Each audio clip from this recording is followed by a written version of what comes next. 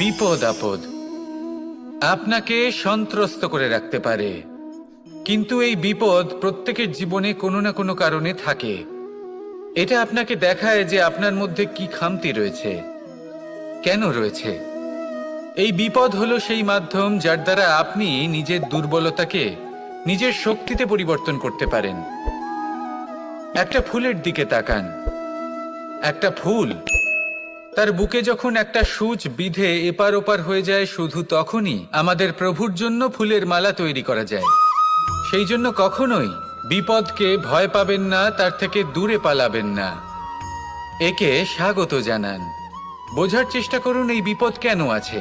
যদি বিপদকে বুঝতে পারেন তবেই জীবনকে বুঝতে পারবেন। যদি জীবনকে বুঝতে পারেন তবে এই বিপদকে সম্পদে পরিণত করতে পারবেন। আসুন আর আমার সাথে ভালোবেসে বলুন,